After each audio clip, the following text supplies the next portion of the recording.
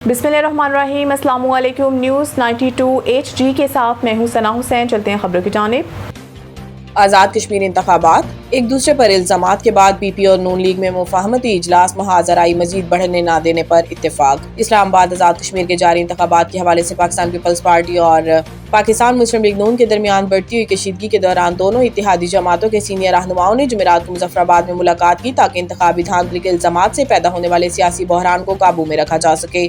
ये मुलाकात मीरपुर के इंतखाबात के बाद दोनों जमातों के दरमियान कई दिनों से जारी तल्ख बयानात के तबादले के बाद हुई, जिसमें पीपल्स पार्टी ने बड़े पैमाने पर बेजाब्तगियों का इल्जाम आयद करते हुए इंतखाबी अमल की साख पर सवाल उठाया था। नई इंतजामी यूनिट्स ही मसाइल का हल, मामला अवाम के पास ले जाना होगा। पाकिस्तान की पहली इकनॉमिक समिट कॉन्फ्रेंस से खिताब करते हुए वफाकी वजीर दाखिला मोहसिन नकवी ने कहा कि कोशिश होती है सियासी तकरीर ना करूं, आज इन्हें थोड़ी सी सियासी तकरीर करना पड़ेगी। इन्होंने कहा कि तमाम सूबों के शुरा ने अपने मसाइल बताए। जिस सिस्टम के अंदर हम रह रहे हैं वो कोलैप्स कर चुका है। माने या ना माने, हम सब जमहूरियत चाहते हैं और जमहूरियत के बड़े सपोर्टर हैं। जमहूरियत के अंदर भी 3-4 निजाम हैं। मोहसिन नकवी ने कहा कि मसाइल के हल के लिए सिस्टम में इस्लाहात जरूरी है। सियासी निजाम चलाने वाले भी इसी हाल में मौजूद है और सियासी निजाम को फंडिंग करने वाले भी यहीं बैठे हैं। कोई किसी मजबूरी और कोई किसी मजबूरी में फंडिंग देता है। जिस दिन आप लोगों ने फैसला कर लिया ये निजाम ठीक हो जाएगा, इस निजाम में हर चीज बुरी नहीं है। वफाकी वजीर दाखिला ने कहा कि आम आदमी को बुनियादी सहूलियात चाहिए जो हम नहीं दे पाते। आज भी लोग 10 घंटे सफर करके अदालत जाते हैं। इन्होंने कहा कि मियां आमिर महमूद की तजावीज सुनी है। सूबों के मामले को अवामी सतह पर ले जाना होगा। नए इंतजामी यूनिट या सूबे ही इस मसले का हल है। एडमिनिस्ट्रेटर यूनिट्स की सतह पर जाना होगा।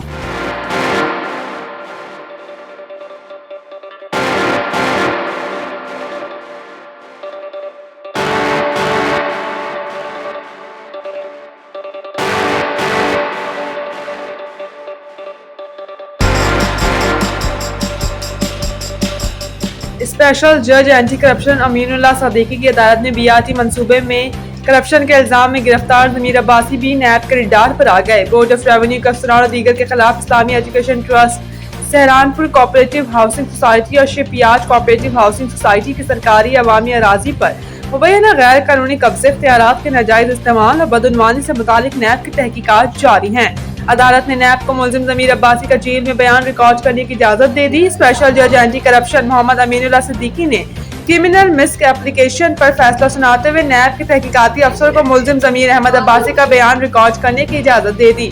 अदालती हुक्म के मुताबिक मुलजिम ज़मीर अहमद अब्बासी जो anti corruption establishment south zone की FIR में अदालती रिमांड पर जेल में कैद हैं, इनके हवाले से नैब में दरख्वास्त दायर की थी। इस्लामाबाद के दौरान नैब के स्पेशल प्रोसिक्यूटर ने अदालत को बताया कि बोर्ड ऑफ रेवेन्यू के अफसरान और दीगर के खिलाफ इस्लामी education trust, Saharanpur cooperative housing society और शिपयार्ड कोऑपरेटिव हाउसिंग सोसाइटी की सरकारी अवामी अराजी पर मुबैना गैर कानूनी कब्जे और बदउनवानी के हवाले से तहकीकात जारी है, जिनमें मुलजिम को हम हकाइक का इल्म है। लिहाजा तहकीकाती अफसर को जेल में इनका बयान रिकॉर्ड करने की इजाजत दी जाए। अदालत ने फरीकैन के दलाइल सुनने के बाद दरख्वास्त मंजूर करते हुए जेल सुप्रिंटेंडेंट को हिदायत की कानून के मुताबिक नैब की तहकीकाती अफसर से मुकम्मल ताउन किया जाए, मुलजिम का बयान रिकॉर्ड कराने के लिए जरूरी इंतजाम किए जाएं।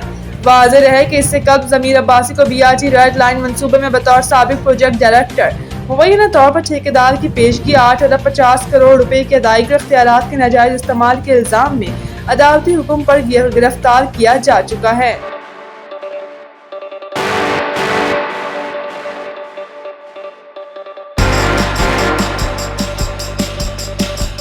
कराची बार एसोसिएशन के साबिक मेंबर मैनेजिंग कमेटी पर गुलबहार थाने में तशद्दुद और नारवा सलूक पर कराची बार एसोसिएशन ने SHO गुलबहार के मुबैना तशद्दुद की शदीद मजम्मत की है। बार एसोसिएशन ने सिटी कोर्ट्स में पुलिस के दाखिले पर पाबंदी का ऐलान किया और कहा कि ID सिंध की मुआवजत और कार्रवाई तक पुलिस एहलकारों के दाखिले पर पाबंदी रहेगी।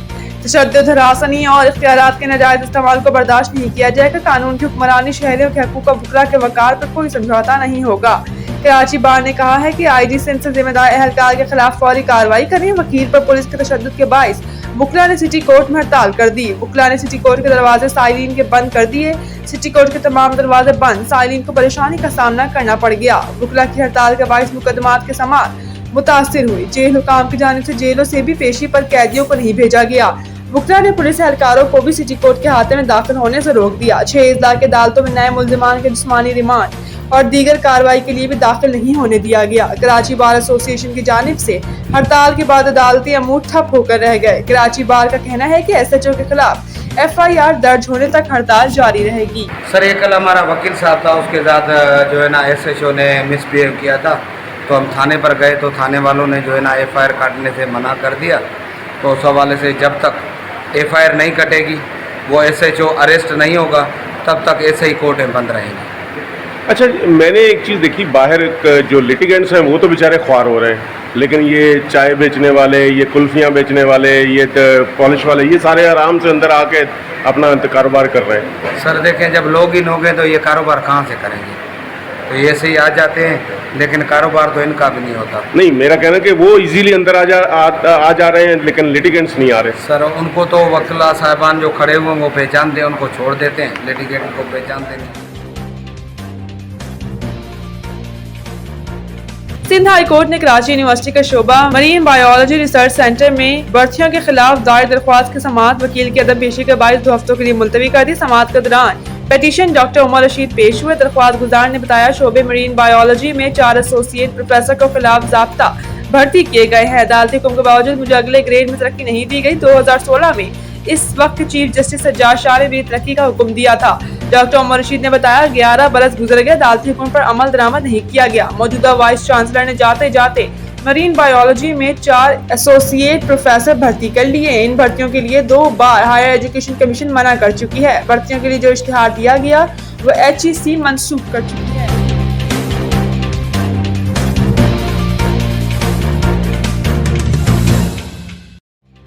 PSL 12 के लिए 2 विंडोज सामने आ गई। तफसीलात के मुताबिक PSL 10 का इनेकाद अप्रैल-मई में हुआ, जबकि 11वां एडिशन मार्च के आखिर से मई तक जारी रहा। ये तारीखें IPL से मुतसादिम रही। रिवायती तौर पर PSL फरवरी और मार्च में होती थी। अब 12वें एडिशन के लिए तारीखों पर गुज़िश्ता रोज तबादला ख्याल किया गया। PCB और फ्रेंचाइज ऑनर्स का वर्चुअल मीटिंग का इनेकाद गुज़िश्ता रोज हुआ। इस मौका पर नई और पुरानी तारीखों के फवाइद और नुकसानात पर तबादला ख्याल किया गया। फरवरी मार्च 2027 की विंडो में भारतीय लीग से तसादुम न होने की वजह से बड़े खिलाड़ियों की मुकम्मल दस्तयाबी मुमकिन होगी।